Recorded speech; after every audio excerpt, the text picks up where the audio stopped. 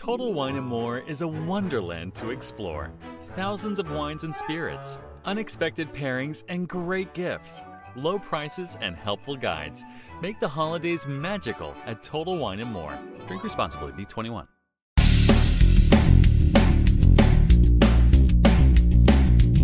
This is No BS Job Search Advice Radio, episode 1908.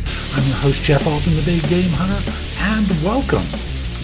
I like to spend some time daily talking with you about some element of job search because I don't believe it has to be as hard as many of you are experiencing even during this pandemic.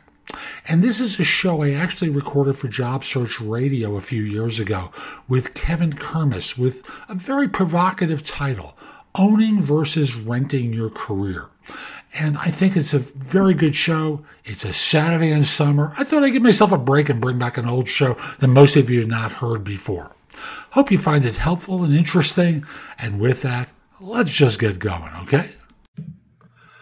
So my guest on Job Search Radio this week is Kevin Kermis, who heads up All Things Career, a digital publishing company focused on the career space.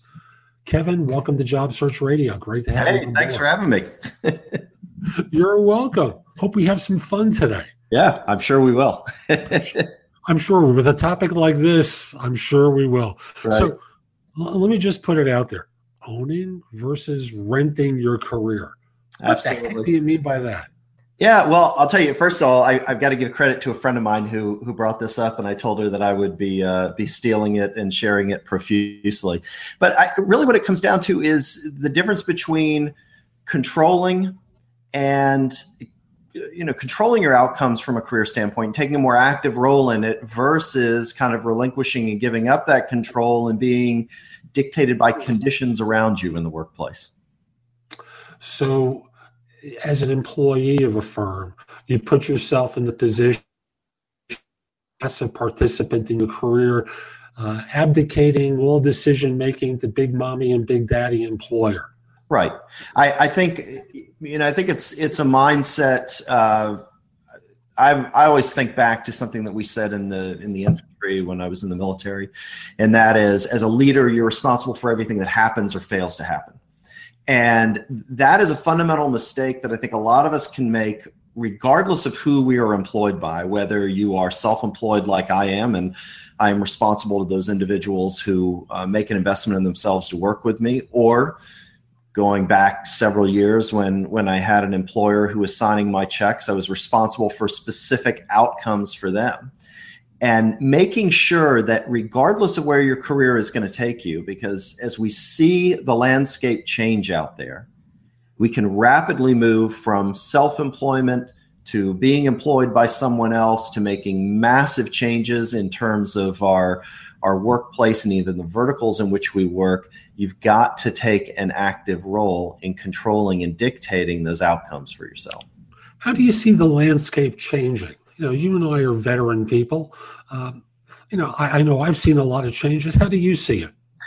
Well, I think that it can present itself a few different ways. I mean, certainly there is the relevance of whatever technology or industry you're in, and that where you are creating value inside that industry may shift.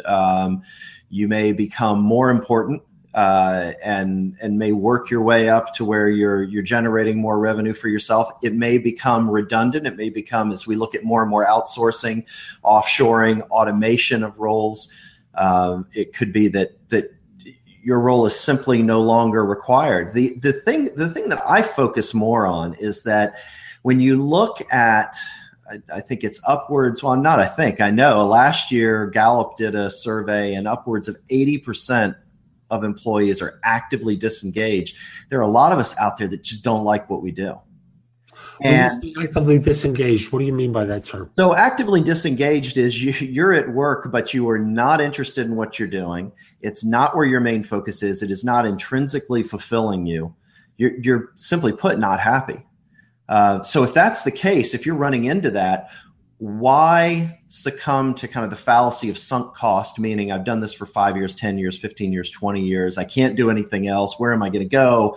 My education only supports this. Instead, navigate a change, start to look at taking responsibility, owning your career and saying, I'm not happy doing this. It's time to do something different. Time to take those steps to control that. I agree with you, and I want to go an extra layer on it. I've been in search for more than 40 years now. Yeah. So I remember back in the Stone Ages when I started out that, you could still talk in terms of the person who went to work in one organization and spent a long time there and wound up with, the classic gold watch. And does anyone in their wildest imagination conceive that it could ever happen to them anymore? Right. It doesn't exist. So with that being the case, you have to put yourself in the position of being responsible for yourself. Or as an earlier guest of mine named Rod Colon said in a show that we did, become the CEO of me. Yeah.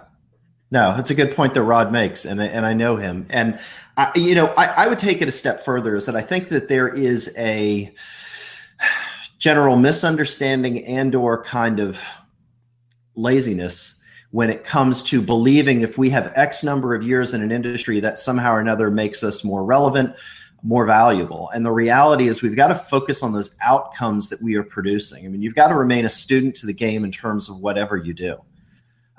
So focus on those outcomes. What is it that you're achieving for the people or the organization that you serve? And this goes hand in hand with when you're looking at shifting careers, because that's what's really important, is the outcome. Can you help someone? Forget about how many years experience you have, because you and I both know this, having been headhunters. You currently still as a headhunter, you got a lot of people out there that may have done something for 10, 20, 30, 40 years, but they may champion mediocrity at it at a daily basis. And if that's the case, no one wants that. We want subject matter expertise. We want people who are basically precision instruments in terms of solving specific problems. And that's where you focus. And that too is where pivoting from one industry to another, or pivoting from one interest to another, if you decide it's time for a change in terms of owning your career, becomes a little bit easier. And I think about that pivot. By the way, folks, in case you're just listening to this as the podcast, I gave Kevin a huge thumbs up at one point because I agreed wholeheartedly with what he was saying. To begin the pivot, for most people who are kind of may have become mechanical in what they do, they do their job, they do it well, they've stopped really thinking about change, and as a result, it's hard for them to think about doing something different, except to grumble about this isn't good. Yeah. So where do you think people can begin that self-evaluation for change? Well, I mean, gosh, you can start in a few places. And I'm an enormous advocate of do what you love. And I'm not going to give anybody the trite pablum of, follow your passion, because I think that's terrible advice. You can be happy in terms of doing what you love if your work is supporting something outside of work. There are those of us who live to work and then work to live, and then there can be a balance somewhere in between. Where I tell most people to start, and there aren't a lot of folks out there that start in this place, is what does your life look like when you've got the ideal job? And I'm not talking about what does that employer look like. I mean, holistically, what does the entire package look like? Because the job has to support everything else. This is where you run into so many people who have endlessly and tirelessly worked their way up the ladder, and they get to what they think is going to be the pinnacle in terms of compensation and role and responsibility, and they're freaking miserable. It reminds me of the Jack Nicholson line from a movie he did with Helen Hunt. Is this all there is? Right. This is it. And I'm sure you run into a lot of people who are saying that. I've got countless friends who are in the top 1% of what they do, and they're miserable. They're miserable because they're sitting there saying, is this it? And they've sacrificed a lot of things along the way in order to achieve that. So that's where you've got to put yourself first. And I think that too is the owning the career. It's beyond just taking charge and making sure that other people are not always kind of dictating and taking control of where you're headed and what you're doing, but really looking at, does this serve, am I going to look back? I look at this two ways personally. Am I going to look back on my deathbed and be happy with what I've done? And more importantly than that, from a legacy standpoint, are my kids who are modeling some of their behavior after me, going to do the same thing, because that's what we're leaving for them. And I know this goes much further than just kind of tactically looking at the job search and career management, but that's the really important stuff. Because, I mean, let's face it, your kids, they don't care whether you're good at what you do or not. What they are going to see is how you've led your life, how you've managed it, and how you've been able to take care of all those other responsibilities you have. Amen, brother. I'm going to pause here and say we're going to be back with more from Kevin in just a moment. But first, my job search insider tip for this show. And this involves the unintentional expression of bias in interviews. And it's become so obvious now that we have same-sex marriage in the United States. Now, I don't know how it is for you, but I know a lot of people start to look to see whether or not there's a ring on someone's finger when they go in for an interview. And if it's a male, they make the assumption that the person is married to a woman. If it's a female, a man. But with same-sex marriage, the language has to change. And there are points where you may unintentionally refer to a wife or a husband that you're dealing with someone who doesn't have a wife or a husband, a woman who has a wife and a man who has a husband. So I just want to encourage you not to make the assumption about the orientation and the spouse of the other individual. I want to remind you that instead of doing that, refer to wife, husband, partner in all instances. You will be safe, do nothing to offend anyone.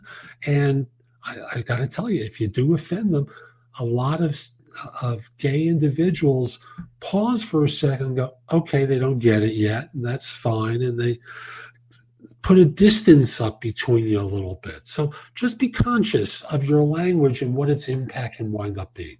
So let's come back to Kevin, pick up where we left off.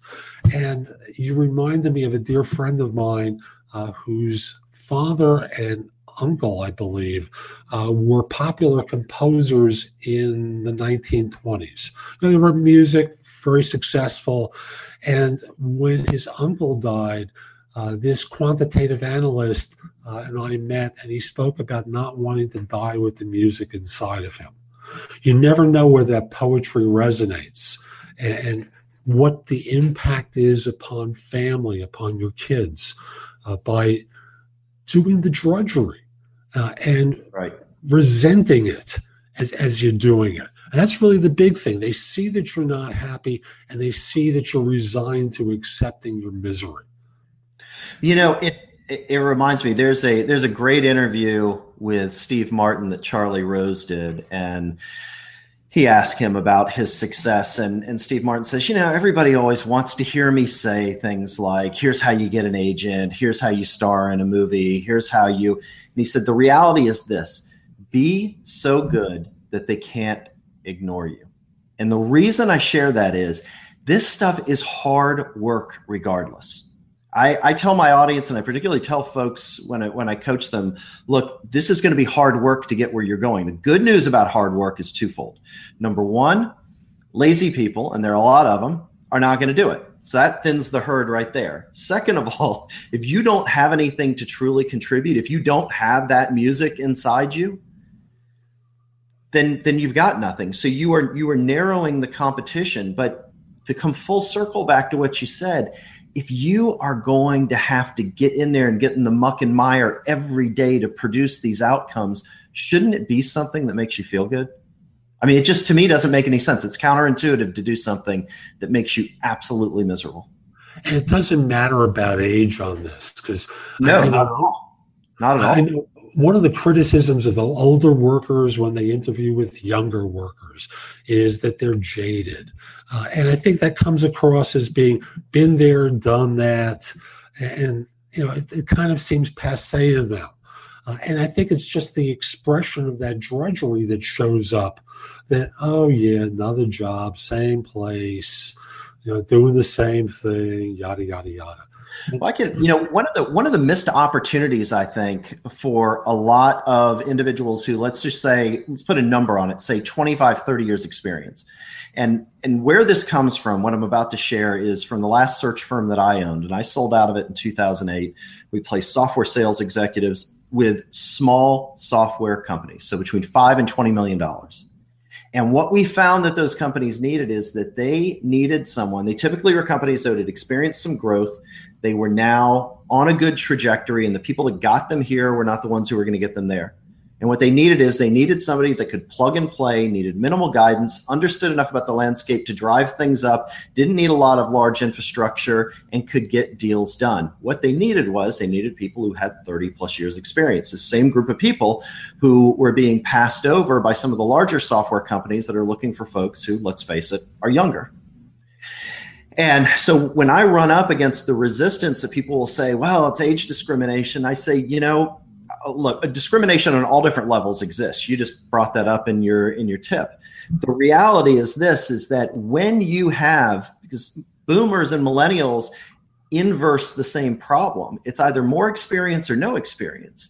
When you have more experience, you've got to fine tune your message. You've got to decide out of a body of work of 30 years, where am I going to put my weight to bear for 1, 2, no more than 3 significant problems? And that's what my message is centered around.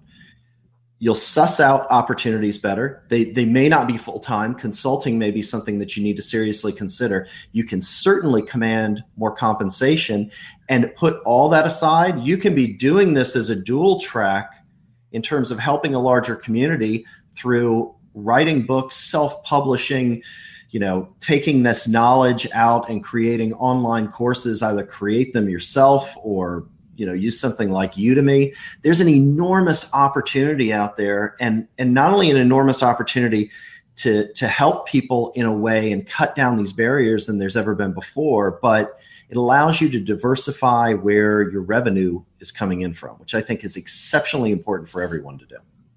Again, amen, brother. Things have changed a lot. And if we rely upon one revenue source, whether it's a job or one track of a business, we're at risk. Well, and I'm sure you hear this all the time. When you hear people's motivation to move from one company to another, I certainly heard this as a headhunter. It was how people define security. And they would say, well, I want to move from a small company, which doesn't have the security that a large company has. So I want to go to a publicly traded company. People in a publicly traded company would say, I've seen the ups and downs of when analysts downgrade our stock and then people are getting laid off and it has nothing to do with performance. So I want to go to a smaller company. The reality is stability resides within you. And that's part of this concept of owning your career, is making sure that you are focused on those outcomes, that you have good narratives around the outcomes, and you understand the audience, those people who will hire you and pay for you to reproduce those outcomes for them. During the last recession, I would tell people how insane they were to start looking at larger firms as a solution. Stability resides within your skill set, within your capabilities, and the product that you develop out of yourself. To think that, as I said before, mommy and daddy, big corporation, are looking out for you, that you go to your boss at mommy and daddy, big company and say, you hear anything? You hear anything? And they're 30 levels down. They don't know anything more than you do, but they give you the placebo. You've got no security there, and it's been proven so often that economic factors will impact whether or not you've got a job or a career. So. Right. At the end of the day, you got to look out for your own marketability and your own interests and your own joy in life. To find that place where you can be extraordinary, company independent. Absolutely. That really, I think, is the message here, is that you can, when you're looking for the conditions where you can exercise what it is you do exceptionally well. Seth Godin refers to it as being a linchpin. You can't just relinquish yourself to looking for someone else to create that opportunity for you. So many people will start out and say there are no job openings. Well, going back to something I said earlier, there are plenty of people out there doing or supposedly doing what it is you can do better, but they aren't doing it well. And if their employer knew that there was a better option out there, they might trade up. So this comes down to messaging, not waiting and being reactive and seeing What is it that's out there? To follow along kind of this real estate analogy of rent versus own, where's the best office space to go get it? It's people who are currently in it, and you just need to incentivize them to go somewhere else. Well, this is infinitely easier. You don't look for the empty office space. That's not a very good harbinger of location, right? I mean, it's just not. You're looking for that space that you want to get into, and somebody else wants to upgrade into something else. Do you stay on the beaten path, or do you go off the beaten path? Again, using the real estate analogy.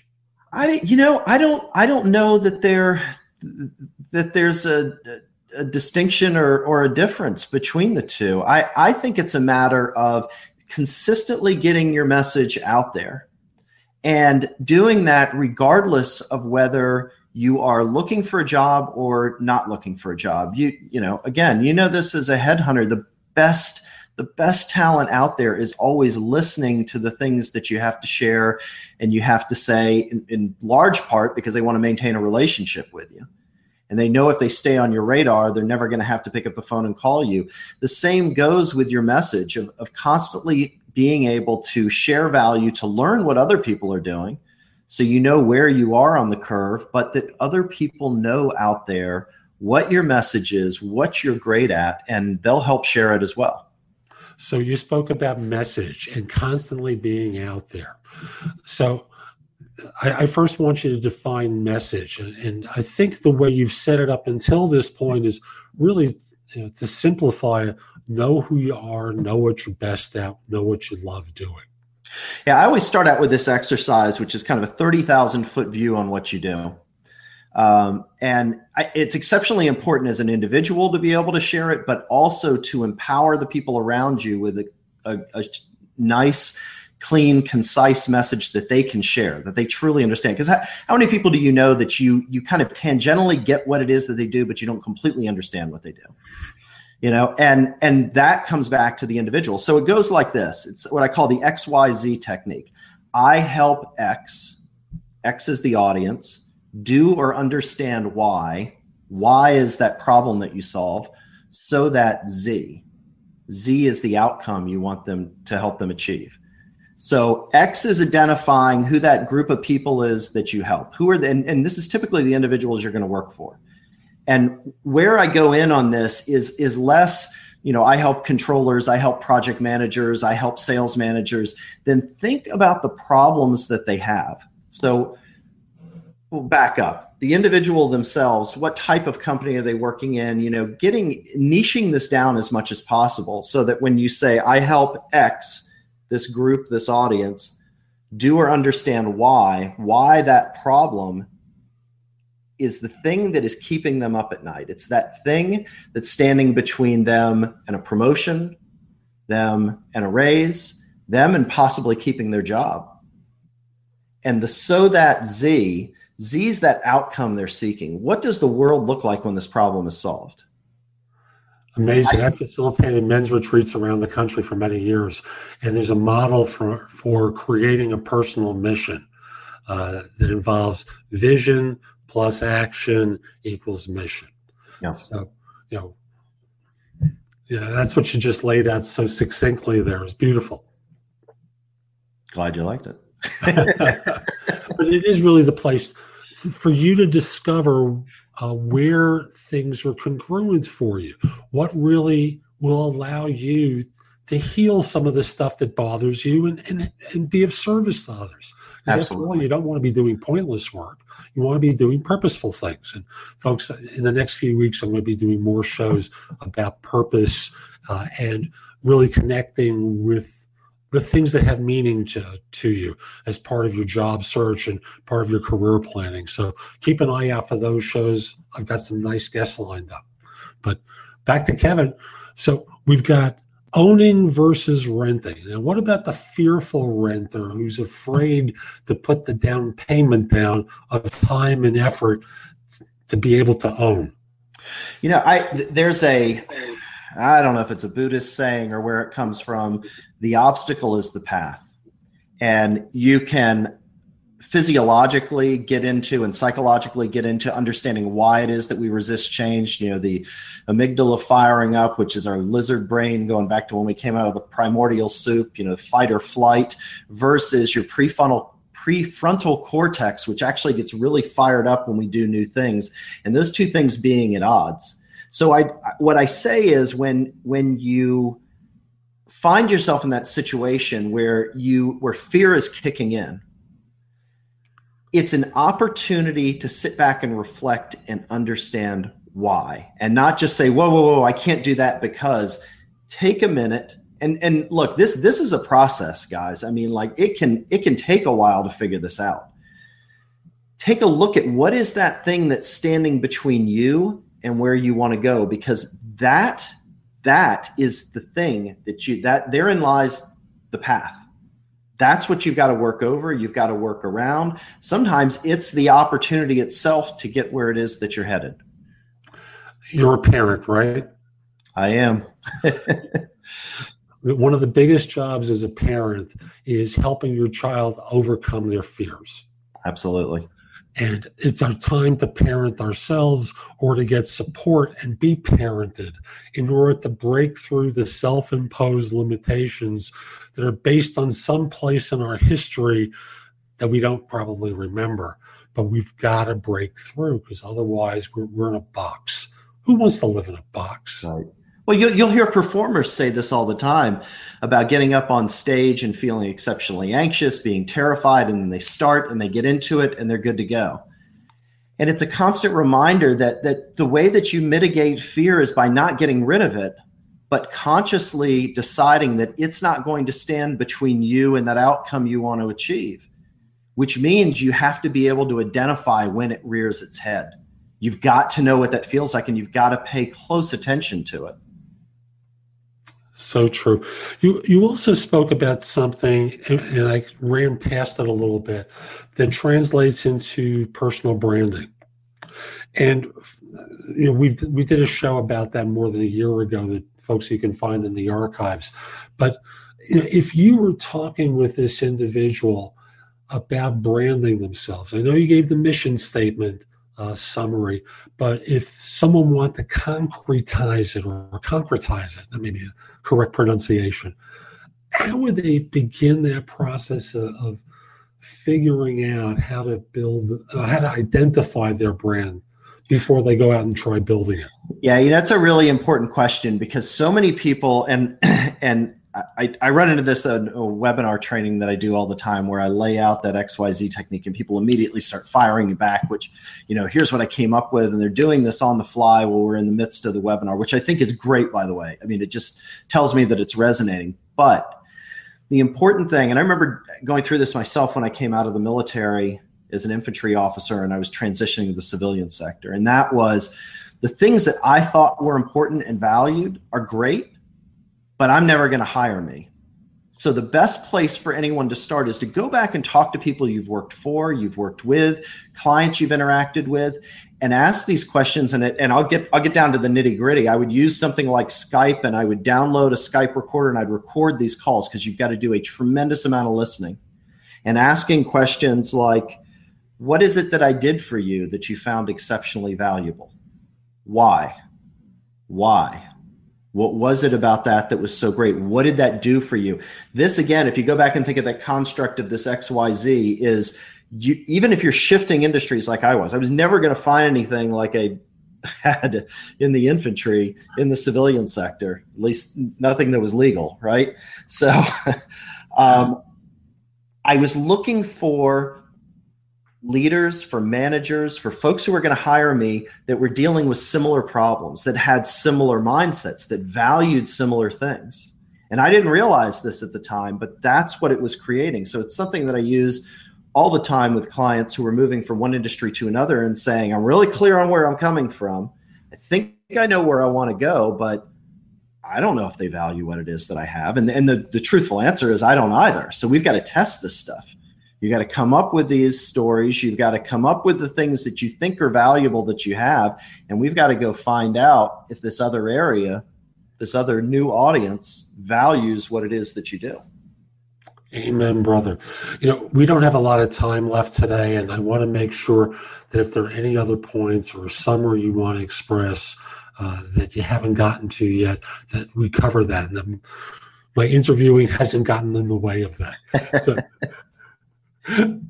The big thing that I would say, and this may sound a little trite, but you've got to take control of this. If you don't take control of it, somebody else will, because your day is being dictated to you daily. And in the vacuum of taking charge of it, someone else will. And it's not easy. It's not easy, but as trite as it sounds, life is entirely too short not to be doing what you love.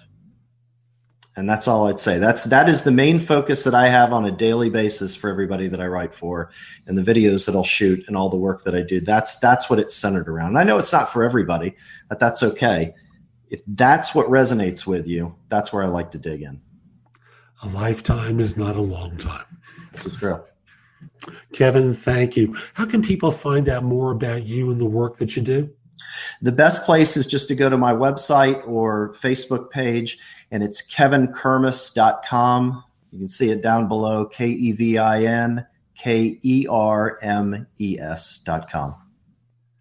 That's today's show. I hope you found it helpful. And if you did, here are a few more ways to get information and advice from me. First of all, visit my website, which is thebiggamehunter.us. Go to the blog. There's a lot there to help you with your job search, hiring more effectively, managing and leading, and workplace-related issues. In addition, if you're interested in my coaching you, there's a button there that says schedule. Schedule time for a free discovery call or schedule yourself in for coaching.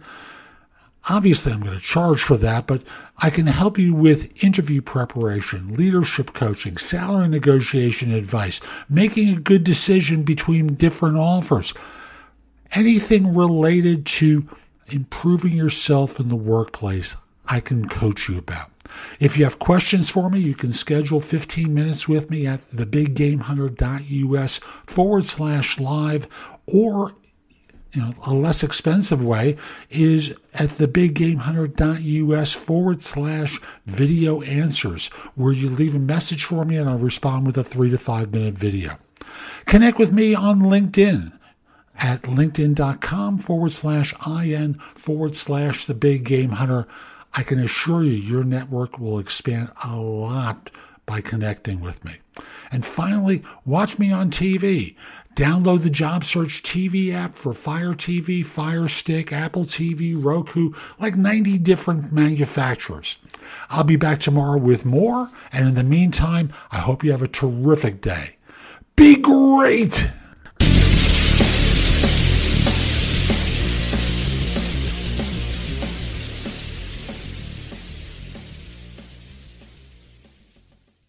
We begin today's meditation with a few sipping exercises to remind us a little treat can go a long way. So pick up your McCafe iced coffees, close your eyes, and deep sip in. And deep satisfaction out.